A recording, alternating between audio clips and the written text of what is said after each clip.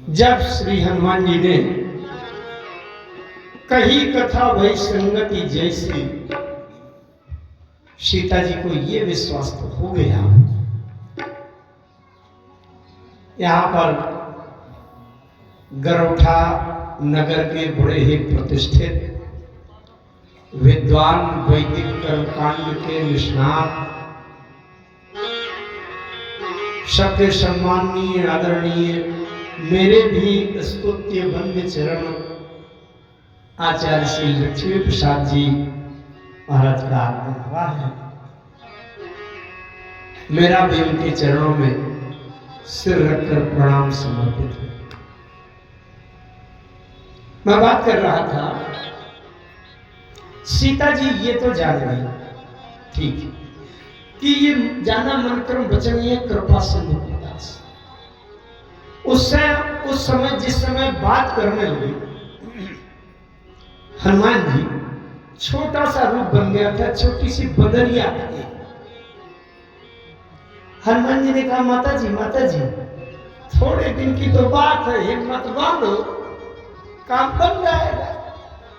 सीता जी ने कहा, थोड़े दिन में क्या हो जाएगा? अरे बड़े थोड़े दिन हिम्मत धरो, हमारे राम जी आएंगे, बहुत से बंदरों को लिवा लाएंगे, राक्षसों को मार डालेंगे, आपको ले जाएंगे।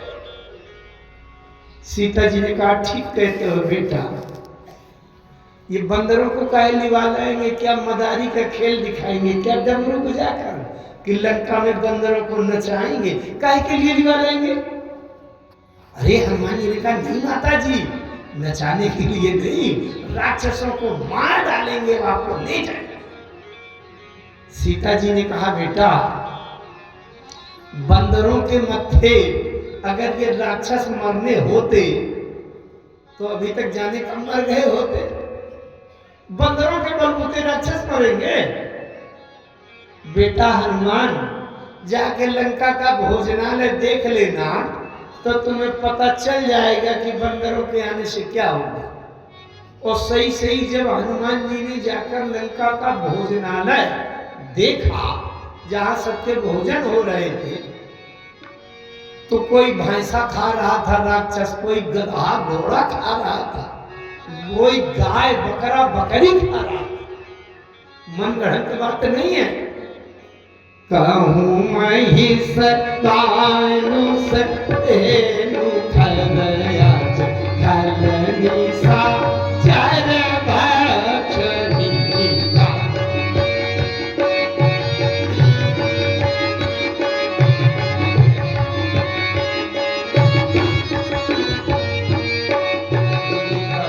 महिष तानु सतेनु खलनिसा चर भक्षणीका। खलनिसा चर भक्षणीका। खलनिसा चर भक्षणीका। महिष माने भैंसा, मनुष्य। खर माने गधा, अज माने बकरा, ये सब खा रहे। धेनु माने गाय। कहूं महिष मानुष धेनु खर अज।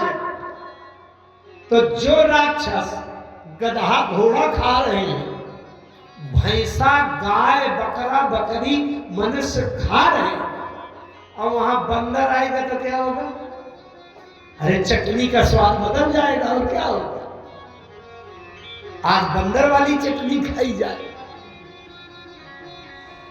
रावण के मंत्रियों ने रावण से एक सूचना जानकारी दी लंकेश्वर।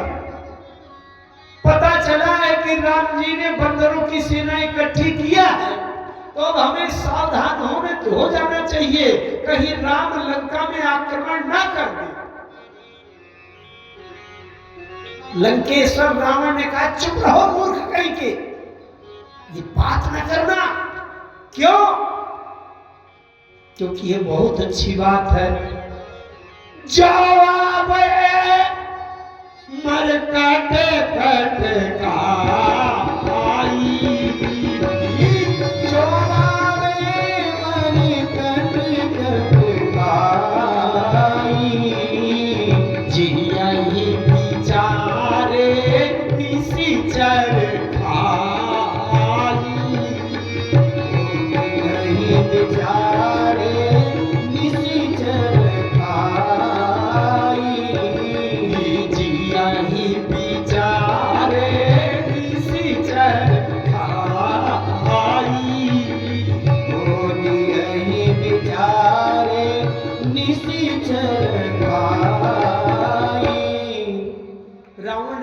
अच्छी बात है, अगर बंदरों की सेना यहाँ आ जाएगी तो मेरे निशाचरों के लिए घर बैठे भोजन भंडारा हो गया है?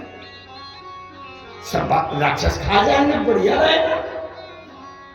तो जब हनुमान जी ने कहा सीता जी थोड़े दिन की तो बात है, सीता जी ने क्या कहा, क्या होगा थोड़े दिन में? कछुक दिवस अरे जननी धरि धीरा, हो कछुक दिवस जननी धरि धीरा, कछुक दिवस जननी धरि धीरा, कछुक दिवस जननी धरि धीरा, कपिन सहित आई रघुवीरा, कपिन सहित रघुवीरा, निशाचर मारी तो ही लई जई गई, निशाचर मारी तो ही लई गई, देहुपुर नार गादी जस गई है, देहुपुर नार गादी जस गई है, देहुपुर नार गादी जस गई है। अच्छा, जैसे मैं एक उदाहरण दूं, आप बहुत अच्छे से समझ जाएंगे वो भाव। जैसे एक बार आपके गरौठा में कोई बहुत बड़ा विशालकाय हाथी पागल हो गया। पागल हाथी 7-8 दिन से रोज गली गली घूम रहा है, 10-25 लोगों को, मनुष्यों को मार पटक दिया, उसको चीर फाड़ कर पैरों से फेंक दिया। पूरे गरौठा में दहशत हो गई, भैया पागल हाथी है, बाहर न निकलना। एक दिन आपको बहुत जरूरी काम था, यहां से वहां जाना था, आप डरते डरते निकले और अपने साथ में अपना 3 साल का नाती साथ में लिवाए हैं, उंगली पकड़े चल रहा है। अब आपने नाती के सामने कहा, नाती मुझे डर लगता है कि कहीं पागल हाथी न मिल जाए तो बड़ा खतरा कर देगा। और 3 साल के नाती ने आपसे कहा, बाबा बाबा जब पागल हाथी आएगा तो मैं एक घूसा मारूंगा तो हाथी मर जाएगा। तोतली बाड़ी में कहा। तो क्या नाती, 3 साल के नाती के कहने से आप निश्चिंत निर्भय हो जाएंगे क्या कि मेरा नाती एक घूसा मारेगा हाथी मर जाएगा? आप तो नाती को गोद में उठाओगे, बड़ा प्यार आएगा उसकी बातों में, उसको प्यार करोगे, लेकिन आप नाती से ये कहोगे, बेटा अभी तुम हाथी को जानते नहीं हो, हाथी को देखा नहीं है, इसलिए कह रहे हो कि एक घूंसा मारूंगा हाथी मर जाएगा। जिस दिन हाथी को जान जाओगे, हाथी की ताकत समझ जाओगे, उस दिन ये नहीं कहोगे कि एक घूंसा मारने से हाथी मर जाएगा। तो छोटी सी बंदरिया बने थे सरकार माता जी के सामने और कह रहे थे, माता जी राम जी आएंगे हमारे सरकार और बहुत से बंदर निवाल आएंगे और राक्षसों को मार डालेंगे, ले जाएंगे।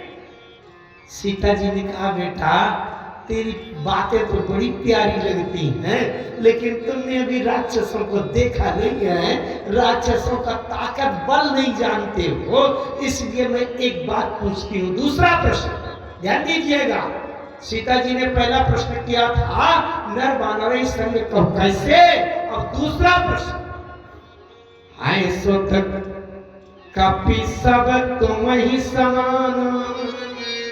ये दूसरा प्रश्न।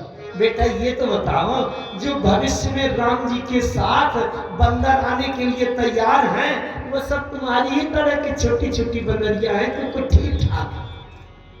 अगर तुम्हारी तरह के हो ना तो राम जी से कह देना, या नरिया बंदरिया लेकर के ना हुए, बंदर के आने से क्या होगा? हाय सुध कपि सब तुम्हारी समान,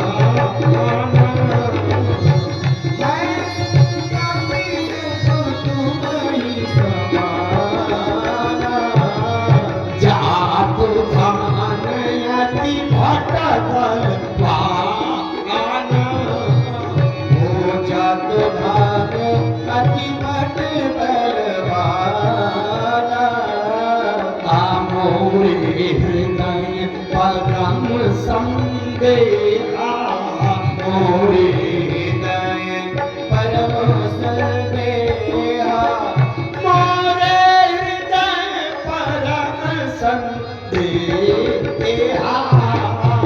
मोरे हृदय परम संदेहा सोनी का भी प्रगट कीन निज देहा सुन कवि प्रगट कीन निज देहा। दूसरा प्रश्न हुआ कि नहीं? हाय सो तो कपि सब तुम ही समान। अरे बेटा हनुमान, जितने बंदर राम जी के साथ आने के लिए हैं तैयार, ये सब इतनी इतनी बंदरियां हैं, ये बताओ कि कुछ ठीक ठाक भी है? अगर ठीक ठाक हो तो बात ठीक है, लेकिन अगर तुम्हारी ही तरह के हो ना, उनसे मना कर देना कि अंदर ये बंदरियां लेकर के ना, क्योंकि ये जातु धान अति भट बलवान मोरे हृदय परम संदेहा। बोलो आप। सीता जी कहती है परम संदेह है, ये छोटी छोटी बंदरिया के बल से ये राक्षस नहीं मरेंगे। अब बताओ तुम्हारी तरह के हैं कि कुछ ठीक है, पहलवान है। हनुमान जी समझ गए कि राम जी ने क्या कहा था कि बहु प्रकार सीता ही समझायो, बहुत प्रकार से समझाना।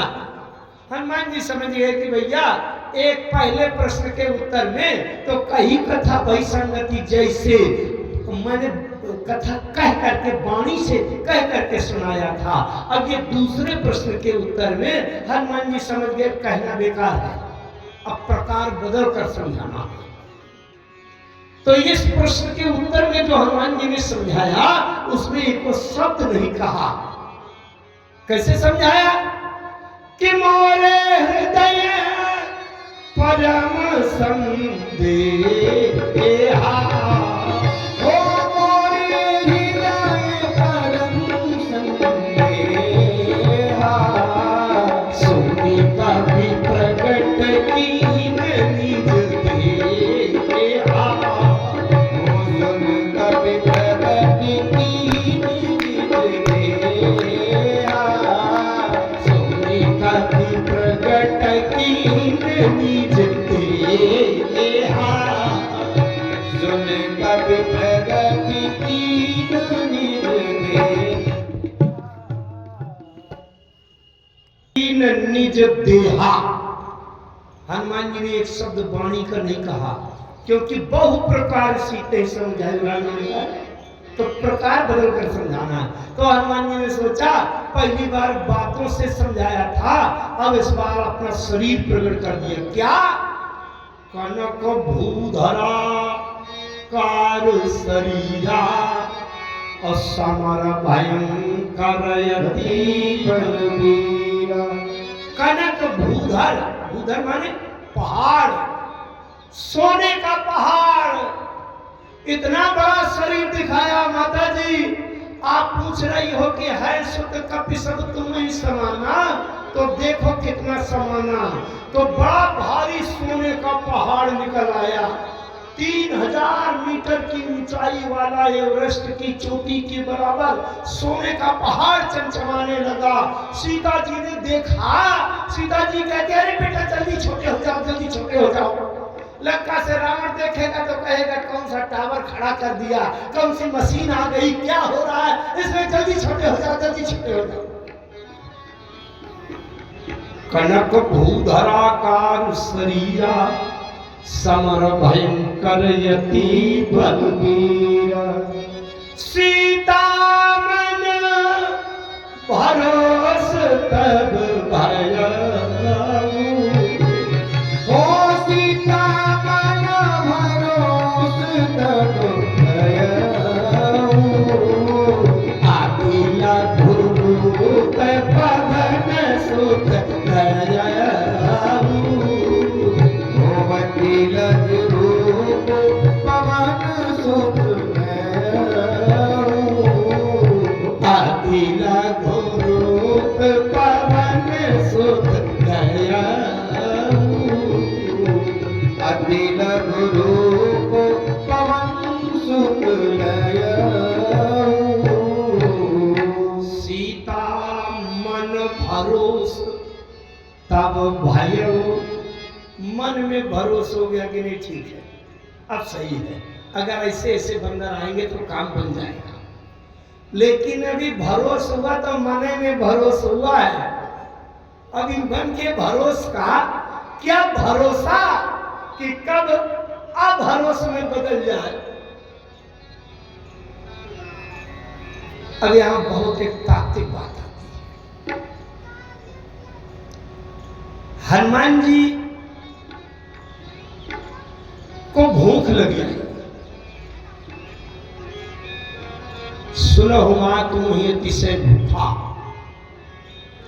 हनुमान जी को संपूर्ण जीवन काल में 2 बार भूख लगी, ध्यान से समझिए, बड़ी आध्यात्मिक बात है। हनुमान जी के संपूर्ण जीवन काल में 2 बार भूख लगी। हनुमान जी का जन्म 2 बार हुआ और जब भी जन्म हुआ तो जन्म के तुरंत बाद हनुमान जी को भूख लगी। हनुमान जी गए थे अंजना नंदन बनकर और लंका से लौटे जानकी नंदन बनकर। बहुत ध्यान से समझिए, थोड़ी बात गूढ़ है, एकाग्रता रखनी पड़ेगी। हनुमान जी का पहला जन्म हुआ था अंजना देवी से।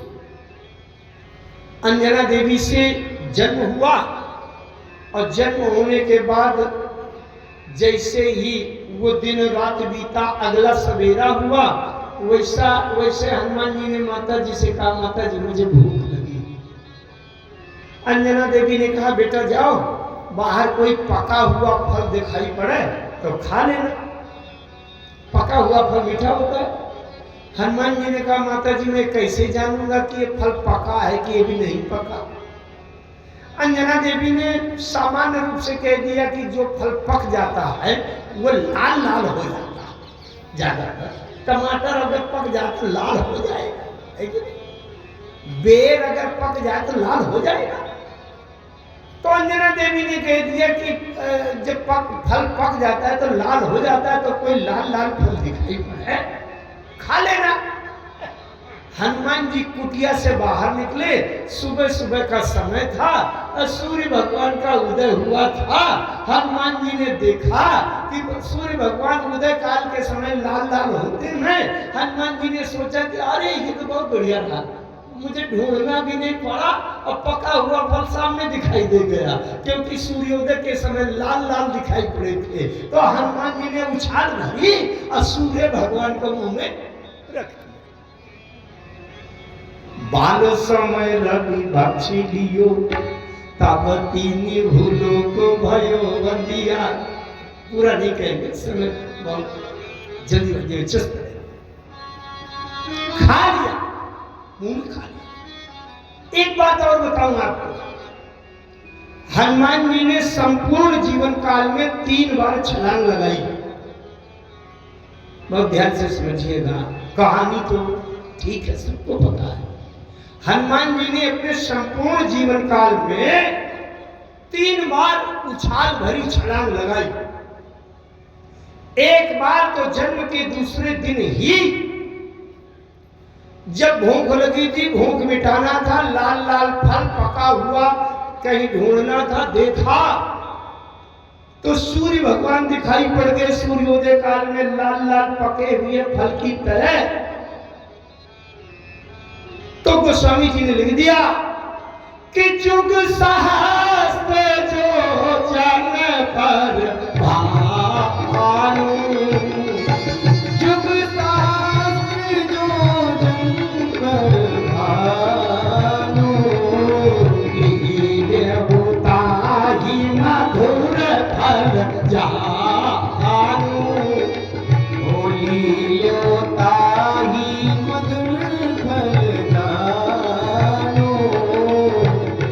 मुद्रिका में मेली मुख माही। प्रभु मुद्रिका मेली मुख माही। प्रभु मुद्रिका मेली मुख माही।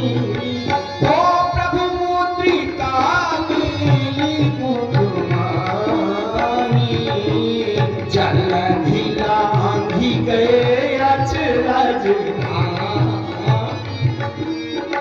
जलधि लांघी गए अचरज नाही। दो छलांगें तो ये हुई।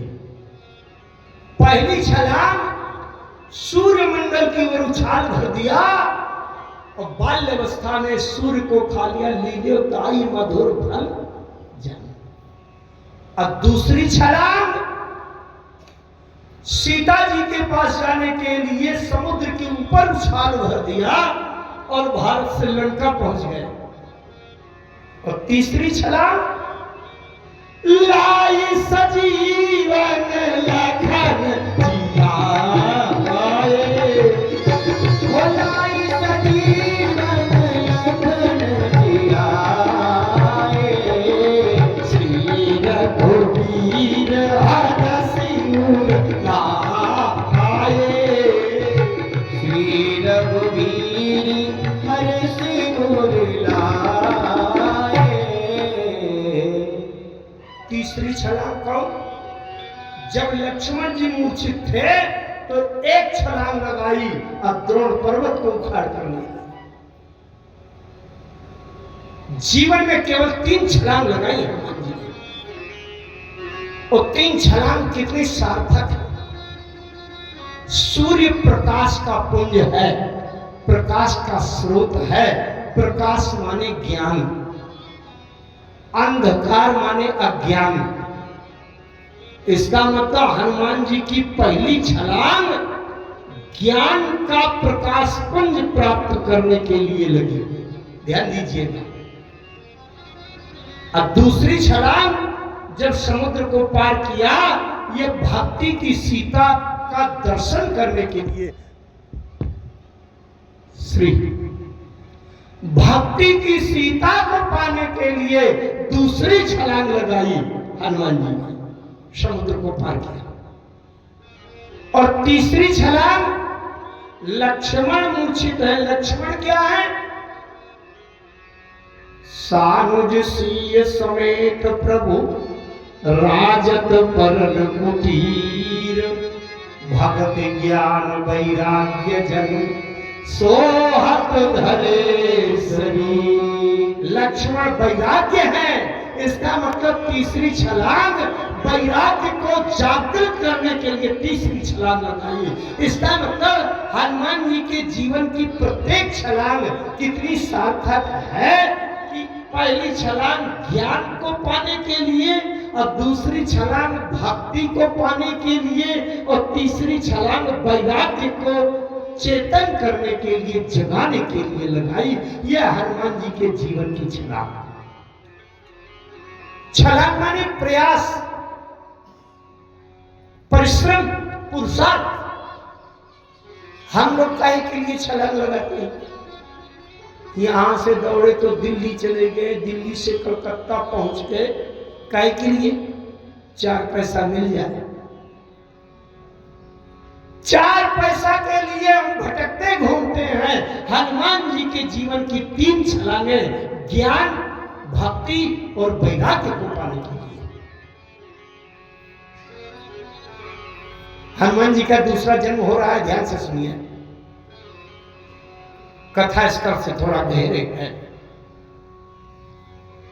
चूंकि जन्म होने के बाद हनुमान जी को भूख वहां भी लगी थी और अब भूख यहां भी लगने वाली। नया जन्म हुआ। नया जन्म किसी का कब होता है? जब 5 तत्व से शरीर बने, पुतला बने। क्षिति जल पावक गगन समीरा। क्षिति जल पावक गगन समीरा।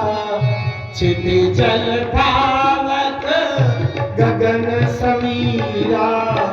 क्षिति जल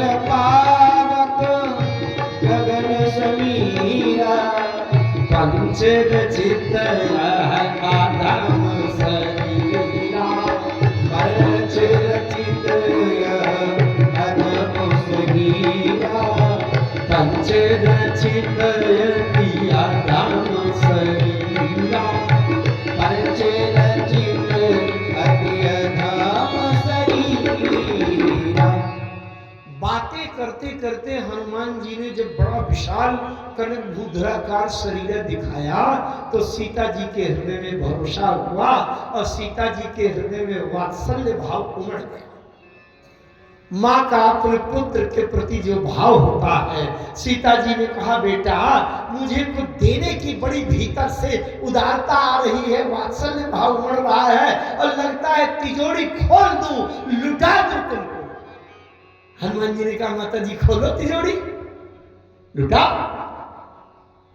अच्छा, जैसे आप लोग अपने घर में छोटे बच्चे जो होते हैं उनको क्या सिखाते हैं आप लोग कि दूसरे के घर में जब जाते हैं तो वहां कोई चीज नहीं मांगा करते खाने वाली।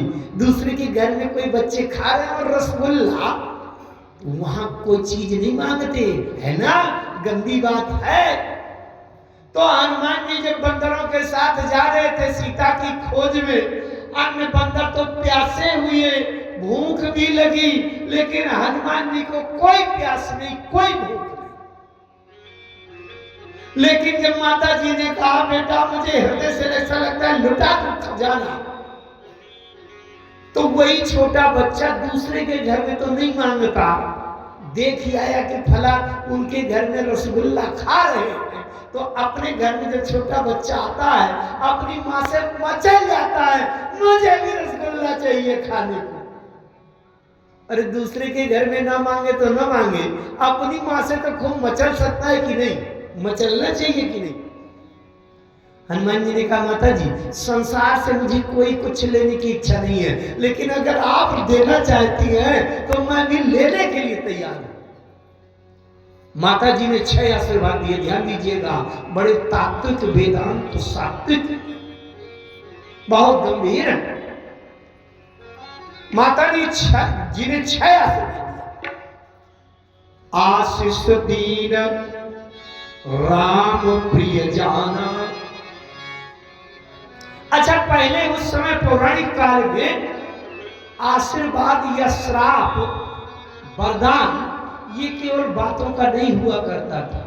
अगर किसी तपस्वी ने आशीर्वाद दे दिया जाओ ऐसा हो जाएगा, तो फिर वो चाहे उसके जीवन की तपस्या की पूंजी से निकलकर खर्च हो, उसको वो मिलेगा। इसलिए तब सबको आशीर्वाद वरदान नहीं कोई दिया करता था कि ऐसे चलते चलाते नमस्ते प्रणाम किया आशीर्वाद देता, नहीं, ऐसे नहीं होता।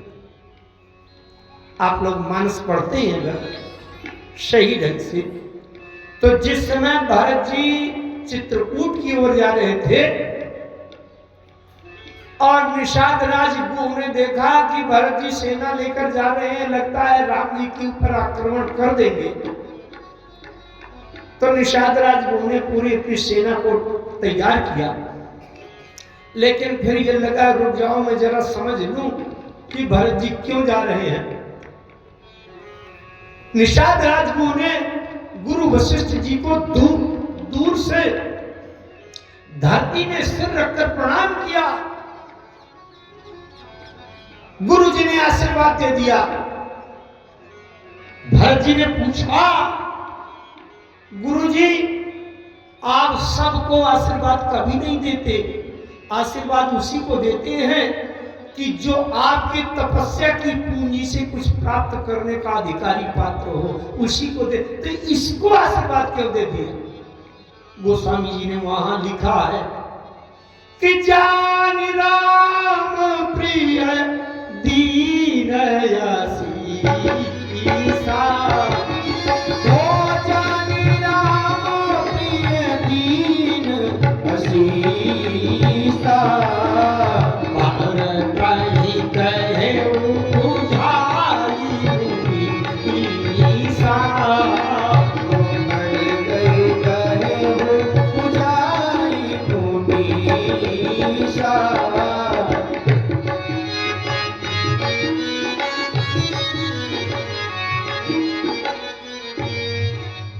जान राम प्रिय। गुरु जी वशिष्ठ जी ये जान ले कि राम का प्रिय सखा है, इसलिए आशीर्वाद देने का पात्र है। जो राम का प्रिय है उसे अगर आशीर्वाद देने में मेरे जीवन की तपस्या से भी कोई पूंजी निकल जाए तो निकल जाए, क्योंकि राम का प्रिय है, राम की प्रियता है, प्रियता से इसमें पात्रता है आशीर्वाद देने की, इसलिए दे दिया। और सीता जी ने जब हनुमान जी को आशीर्वाद दिया तब कैसे दिया? अरे आशीष दीन राम प्रिय जाना, आशीष दीन राम प्रिय जाना, आशीष दीन राम प्रिय जाना, आशीष दीन राम प्रिय जाना, आशीष दीन राम प्रिय जाना, आशीष दीन राम प्रिय जाना, हो तात बलशील निधान, हो तात बलशील निधान, हो तात बलशील निधान, हो तात बलशील निधान। राम प्रिय जाना। सीता जी ने जान समझ लिया कि राम का प्रिय है, इसलिए आशीर्वाद देने का अधिकारी है, देते। क्या आशीर्वाद दिए? हनुमान जी का नया जन्म हो रहा है, ध्यान से एकाग्रता से समझे। हो हुतात बल, बल से पवन तत्व, ध्यान से सुनना, क्योंकि सृष्टि में जितने दैवी ये प्राकृतिक शक्ति होती हैं उनमें पवन सबसे ज्यादा शक्तिशाली है। तो हो हुतात बल, बल से मानो पवन तत्व दिया। शील, शील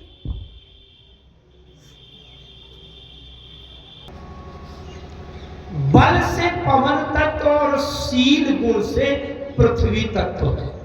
ध्यान से सुना, पृथ्वी में शील गुण होता है।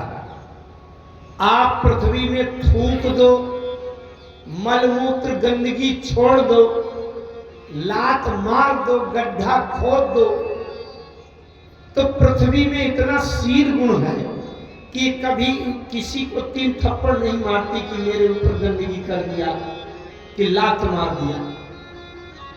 पृथ्वी शील गुण। माता जी ने जब दूसरा आशीर्वाद दिया शील, तो शील से हो गया पृथ्वी तक। आजर, आमर, अजर, जरावस्था माने बुढ़ापा, अजर माने कभी बुढ़े न पड़ो। इससे जानते हो क्या है? ये अग्नि तत्व। अग्नि कभी बुढ़ी नहीं पड़ती भैया, समझ रहे? अग्नि का लक्षण क्या होता है? जैसे अग्नि का एक नाम है अनल। अनल शब्द का अर्थ जानते हैं? अनल शब्द का अर्थ आप लोग तो अग्नि बता देंगे, लेकिन अगर कोई संस्कृत के जानकार बैठे हो, मैं उनके स्तर से थोड़ी बात करना। जैसे किसी को रसगुल्ला बहुत अच्छा लगता हो, अब आपने 1 कुंटल रसगुल्ला रख दिया और खिलाओ, 1 किलो, 2 किलो, 10 किलो, 20 किलो, कितना खाएगा?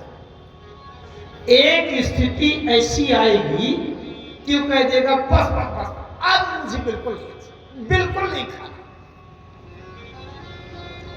जब ये हो जाए कि अब बिल्कुल नहीं चाहिए, संस्कृत में उस स्थिति को कहते हैं अलम। यहाँ तो आचार्य जी हमारे विद्वान बैठे हैं, उनके सामने तो उनके चरणों में प्रणाम ही है इस बालक का। जब और इच्छा न रह जाए, इच्छा तृप्त हो जाए, उस स्थिति को कहते हैं अलम। और जिसके जीवन में अलम कभी ना आवे, अन अलम इति अनलम। अग्नि में आप 1 किलो लकड़ी डालो, फिर 1 कुंटल लकड़ी डालो, फिर 10 ट्रक लकड़ी डालो, फिर पूरे संसार भर के जंगल काट कर अग्नि में डालो, तो अग्नि कभी नहीं कहेगी कि अब मुझे जलने की इच्छा नहीं है। अलम कभी नहीं कहेगी कि अब मुझे जलने की कोई इच्छा नहीं है, तृप्त हो गई हूं, ये कभी नहीं कहेगी। अग्नि एक ऐसा तत्व है कि जिसके जीवन में अलम की स्थिति कभी नहीं आती, इसलिए उसको कहते हैं अन अलम इति अनलम। अजर, जरावस्था कहते हैं बुढ़ापा को। संसार में सब कोई बुढ़ा हो जाएगा, लेकिन अग्नि कभी बुद्धि नहीं पड़ती। शरीर हमारा बुढ़ा पड़ जाएगा तो पहले अगर 8 रोटी खाते तो कहेंगे पचता नहीं है भैया, केवल 2 ही रोटी दो। लेकिन अग्नि कभी ये नहीं कहेगी कि मुझे अब पाचन क्रिया ठीक नहीं है, अब मैं पचा नहीं पाऊंगी। इसलिए अग्नि तत्व जो है कभी बूढ़ा नहीं पड़ता। तो अजर शब्द का जब वरदान दिया तो अजर से अग्नि तत्व हुआ। अजर अमर,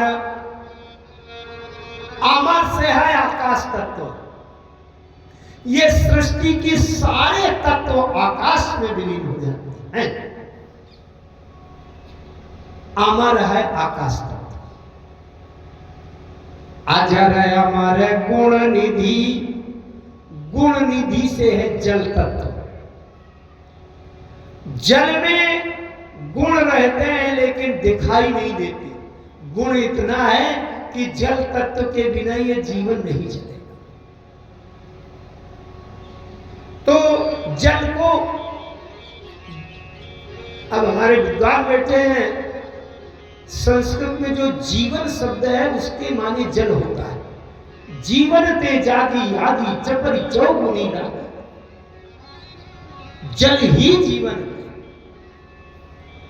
तो गुण निधि से हुआ जल तत्व। कितने तत्व हो गए? आशीष दीन राम प्रिय जाना, हो तात बलशील निधाना। बल से वायु तत्व, शील से पृथ्वी तत्व, अजर से अग्नि तत्व, अमर से आकाश तत्व और गुण निधि से जल तत्व। ये 5 तत्व हो गए। 5 तत्व से पुतला बन गया। क्षिति जल पावक गगन समीरा। अच्छा, 5 तत्व से नए जन्म का पुतला तो बन गया, लेकिन पुतला बनाने के बाद भी प्राण तो केवल राम जी से संचारित होगा। प्राण संचारित करने का इस सृष्टि में कोई दूसरा उपाय नहीं है। सीता जी ने 5 तत्व से पुतला बना दिया। हनुमान जी का नया जन्म हो रहा, पुतला तो बना दिया, लेकिन प्राण तो राम जी से संचालित होगा। सीता जी ने कहा कि इसमें प्राण चेतना नहीं आ रही, तो सीता जी ने राम जी का तत्व संचालित किया। कैसे? अजर अमर गुण निधि सुत हो, अजर अमर गुण निधि सुत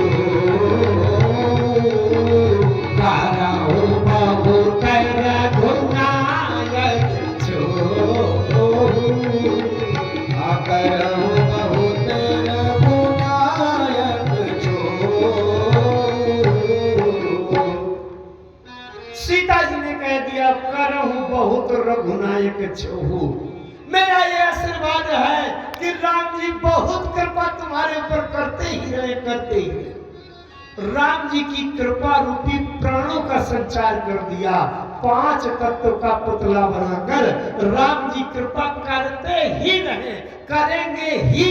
कम नहीं करो बहुत रघुनायक। हनुमान जी का पुनर्जीवन जागृत हो गया। करो प्रभा कृपा प्रभु आशीषों निकान और निर्भर प्रेम मगन हनुमान। अब कृत्य कृत्य भाया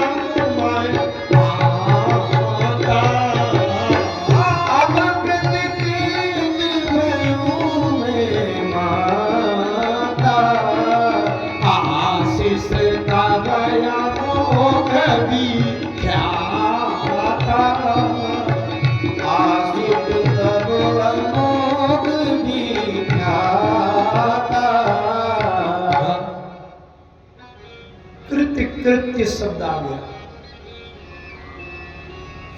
आप लोग एकाग्र हैं तो थोड़ा गहरे चलने का हल्की सी गहराई का साहस कर देना।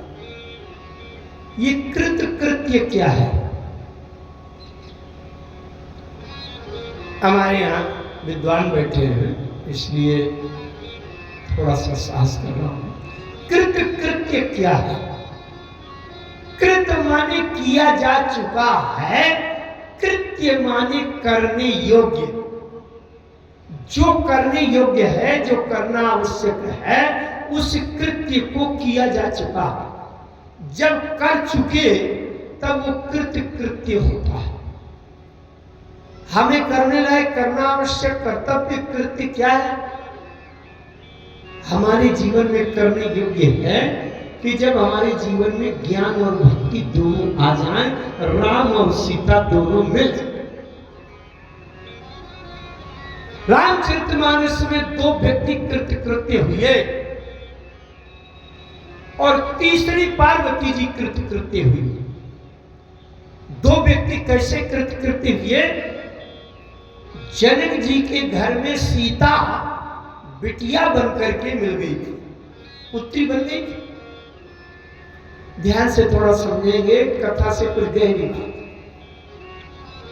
सीता है भक्ति और राम जी है ज्ञान। किसी को केवल भक्ति मिल गई, ज्ञान तत्व ज्ञान नहीं है कि परमात्मा कण कण में रहता है, तो भी अधूरा है। जनक जी को भक्ति की सीता बिटिया के रूप में मिल गई, लेकिन तत्व ज्ञान के राम जब तक ना मिले तो अभी जनक जी कृत्य नहीं हुए। लेकिन जिस समय राम जी ने जाकर के धनुष तोड़ दिया, परशुराम जी आए, परशुराम जी को भी किसी भी प्रकार से विनम्रता पूर्वक लौटा दिया। परशुराम जी अपनी भूल स्वीकार करके वापस लौट गए। तो जनक जी ने क्या कहा कि मोहि कृत्य कीन दूं भाई, अब जो उचित सो कहिए गोसाई। मुझे कृत्य कर दिया दोनों भाई। जनक जी कहते क्यों? क्योंकि पुत्री सीता के रूप में भक्ति तो मिल गई थी, लेकिन जब तक भक्ति के साथ ज्ञान न मिले, सीता के साथ राम न मिले, तब तक अभी कृत्य नहीं हुआ जीवन। लेकिन बिटिया के माध्यम से दामाद के रूप में मुझे राम मिल गए, तो अब कृत्य वही कृत्य की नहीं। इसका उल्टा उदाहरण, हनुमान जी को राम जी तो मिल गए, लेकिन राम जी के मिलने भर से कृत्य नहीं हुए। राम जी के मिलने के साथ साथ सीता भी मिले, और जब सीता जी ने आशीर्वाद दे दिया, हो बलशील निधाना अजर अमर गुण निधि कहो करौ बहुत रघुनायक छोहु। तो अब हनुमान जी अब कृत्य भइयों में माता, अब कृत्य हो गया। राम जी की कृपा के साथ साथ भक्ति स्वरूपा सीता जी माता जी का आशीर्वाद मिल गया। जब दोनों मिल जाएं तो कृत्य हो गया धन। और पार्वती जी कब कहती, अब कृत्य भयों में तब प्रसाद विशेष। कब? जब राम और सीता दोनों की मिला करके कथा कोई सुना दे, ज्ञान और भक्ति की कथा सुनने को मिल जाए, तो समझ लेना अब कृत्य भइल। क्योंकि कथा में ज्ञान और भक्ति सब कुछ है। अच्छा, ये करहु बहुत रघुनायक छोहू, ये जीवन का प्राण तत्व है। हनुमान जी के जीवन जीने की आशा है कि अब माता जी ने कह दिया है राम जी कृपा करेंगे। एक बात मैं बताऊं, राम जी की कृपा अगर हमारे किसी सेवा पूजा पाठ भक्ति भजन भाव के आधार पर मिलना हो तो हम जितना जाप करेंगे उतनी भर कृपा मिलेगी। जिस दिन से जाप करना बंद उस दिन से कृपा बंद। समझ रहे कि नहीं?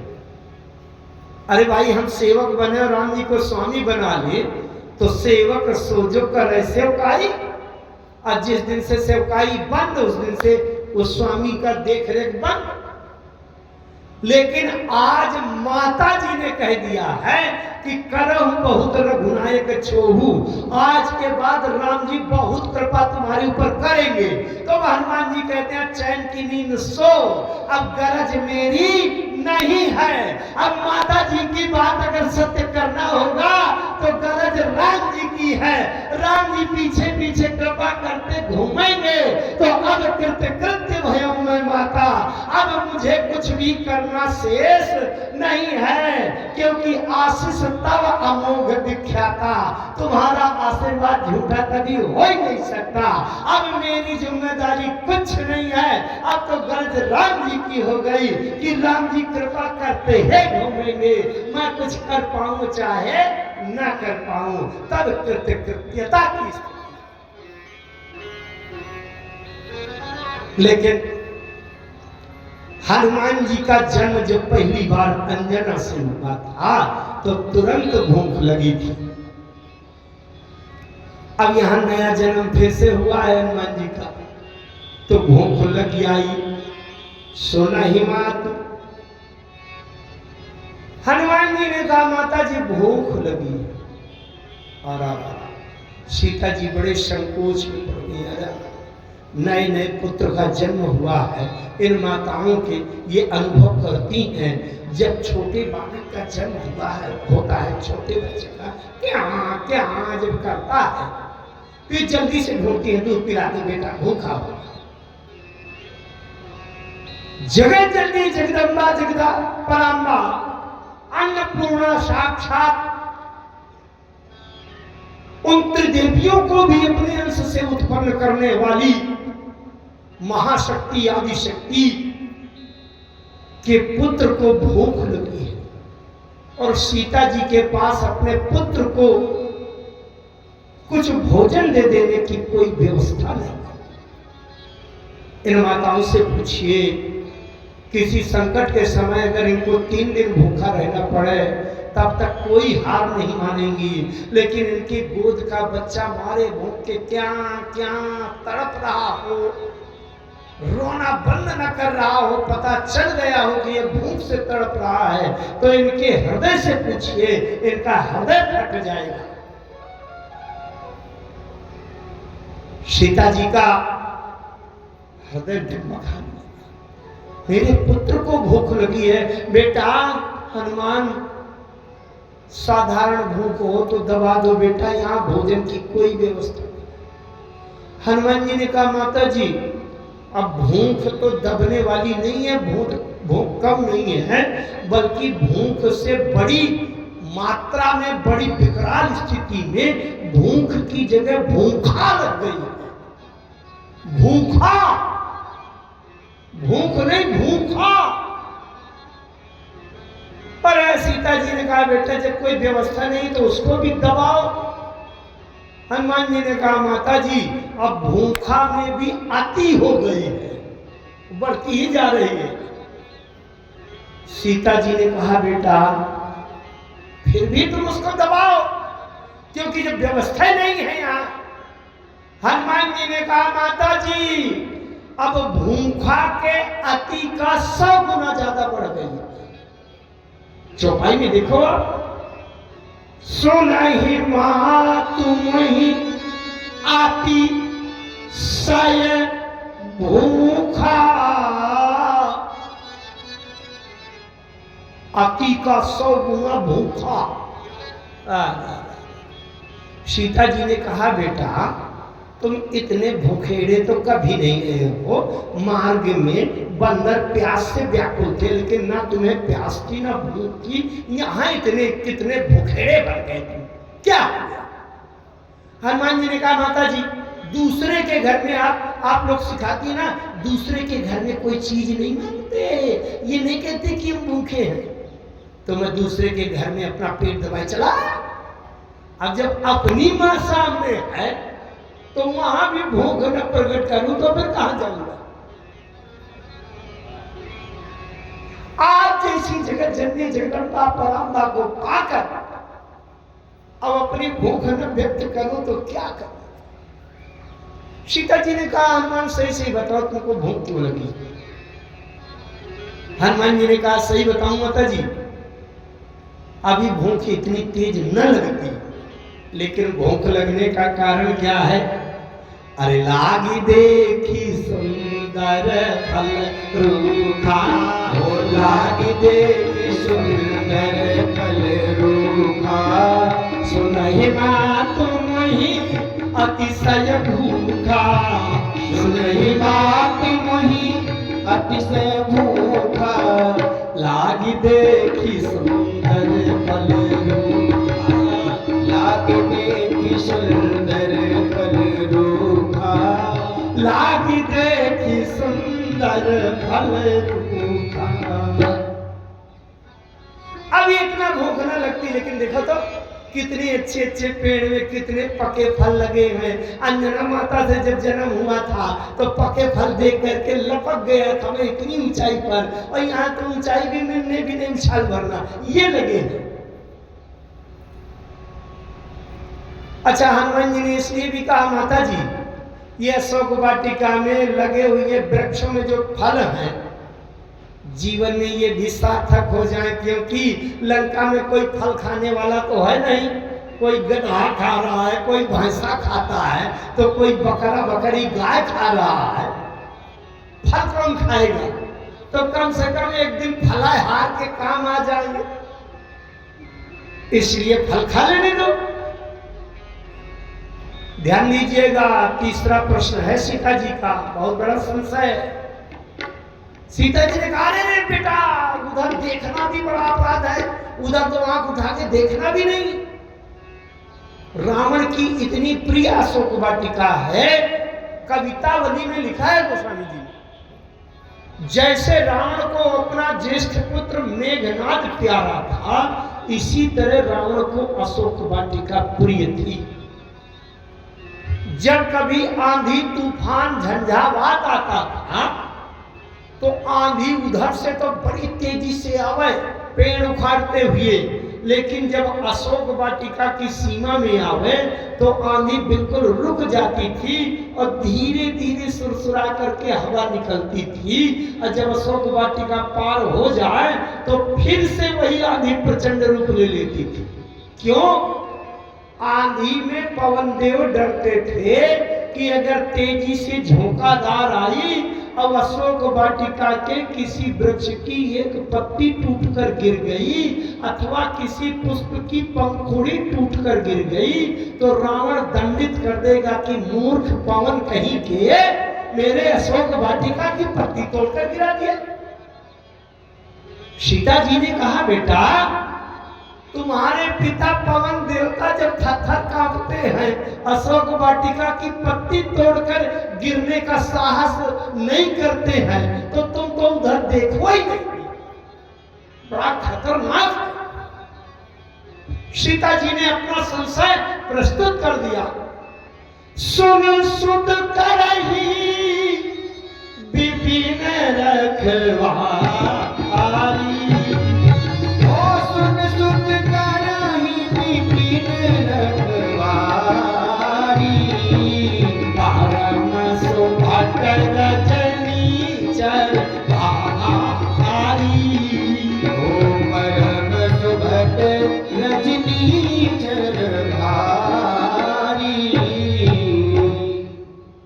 सीता जी ने तीसरा प्रश्न रखा, ध्यान दीजिए।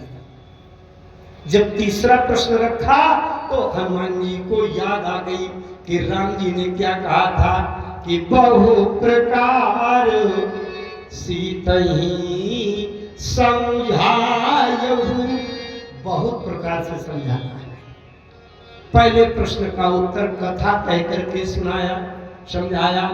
दूसरे प्रश्न के उत्तर में पहाड़ के समान सोने के पर्वताकार कनक भूधराकार शरीरा दिखाकर समझाया। अब तीसरे प्रकार में कुछ करके समझाना है। माता जी वो गणित में सवाल लगाते थे ना, चूंकि इतने लोग काम करते हैं इतने दिन में, इसलिए इतने लोग काम करेंगे कितने दिन में। तो हनुमान जी कहते हैं चूंकि जब एक बंदा आया तो वो कितना करके जाएगा, जरा कुछ करके समझा देने दीजिए माता जी। चूंकि एक बंदर आया तो इतना काम करके जाएगा, और जब बहुत से बंदर आएंगे तो कितना करके जाएंगे, इसलिए आपको कर्म करके समझाना है। मुझे फल खाने की आज्ञा दे दीजिए, क्योंकि हनुमान जी ने क्या कहा कि तिनकर भय माता मोहि नाही। माता जी, अच्छा सीता जी का संशय यही तो है, सुन सुत करहि विपिन रखवारी परम सुभट रज। बड़े बड़े पहलवान योद्धा रक्षा करते हैं, इसलिए तुम अकेले हो बेटा हनुमान, अकेले खतरे में क्यों जा रहे हो, बहुत से राक्षस तुम्हें कोई नुकसान न पहुंचा दे। हनुमान जी ने कहा माता जी अभी अभी ताजा ताजा वरदान आपसे मिला है, अजर अमर गुण निधि से तो हो तात बलशील निधाना। तो अभी अभी आपके आशीर्वाद में जो बल मिला है, जो अजर अमर होने को मिला है, वही लगा दूंगा, सब काम निपट जाएगा, मैं तो सुरक्षित बैठा रहूंगा ना। तिनकर भय माता मोहि नाही। लेकिन हाँ, बड़ी नैतिक बात एक कही हमने। नैतिक बात ये कही, जैसे आपके यहाँ 5 दिन के लिए आपका भांजा आ जाए, वो भांजा रहे पड़ोसी से लड़ाई करे, और लड़ाई करके उनको बंदूक से गोली मारकर चला जाए, और गोली मारकर चला जाए तो पुलिस आपके यहाँ आ धम कर, कहाँ है तुम्हारा भांजा, कहाँ आया था, गोली मार दिया, मर्डर कर दिया, कत्ल कर दिया, तुम भी जेल जाओगे। तो तुम लोग यही कहोगे कहाँ से बवाल करने आ गया था 5 दिन के लिए, हम अच्छे खासे रह रहे थे, पता नहीं कहाँ से आ गया। तो हनुमान जी कहते हैं माता जी मैं कुछ करके चला जाऊं तो आपको कोई असुविधा ना होने लगे, ये सोच लीजिए। आपको अगर बाद में कोई असुविधा की आशंका हो तो मैं कुछ न करूंगा, लेकिन तिनकर भय माता मोहि नाही, पर जाओ तुम सुख मानो मन मानी। आप प्रसन्न रहे तो देखी बुद्धि बल निपुण कपि कहो जान की जाओ। सीता जी ने कहा बेटा जाओ तुम फल खाओ, लेकिन एक बात का ध्यान रखना कि राम जी के चरणों को हृदय में धर लेना, तब खाना। रघुपति चरण हृदय धरि तात मधुर फल खाओ। देखी बुद्धि बल निपुण कपि कहो जान की जाओ, और रघुपति चरण हृदय धरि तात मधुर फल खाओ। हनुमान जी ने कहा, बस एक बात कहकर वाणी को विराम दे रहा हूं। हनुमान जी ने कहा नहीं माता जी, राम जी की चरणों को नहीं, मैं तो पूरा का पूरा राम जी को हृदय में धरे हूं। क्योंकि जब राम जी ने भेजा था बहु प्रकार सीता समझायो और कई बल विरह बेगी तुम आए हो, तब हनुमान जी ने क्या किया था? हनुमत जन्म सुफल तब हनुमत जन्म सुफल तब चले हृदय धरि कृपा निधान। चले हृदय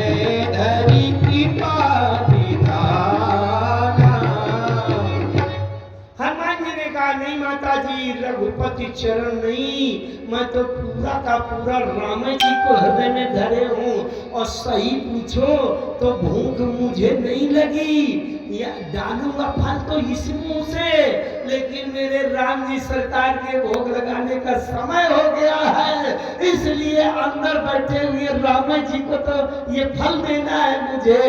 इसलिए सीता जी ने कहा बेटा जाओ, अब तुम्हारी विजय हो, चले नाई सिर बैठो भागा, फल खाए सिर तोरे लागा। हनुमान जी ने फल कैसे खाए और कई प्रश्नों का उत्तर कल की सभा में मिलेगा। अब चूंकि समय निकट है, एक बात मैं आपको बता दूं, लखन का बहुत प्रसिद्ध भजन जो कहीं भी जाता है वो झंडा ध्वजा लहरा के आता है। लखन का वो भजन बहुत प्रसिद्ध है, जो एक बार सुन लेते हैं वो बार बार सुनने का आग्रह करते हैं। ये भजन अवश्य सुन करके जाइएगा, और नहीं तो आप पछताते रह जाएंगे। इसलिए लखन का भजन प्रारंभ होगा, उसके पहले 2 बार भगवान की शरणागति में समर्पण करें और वाणी को विराम।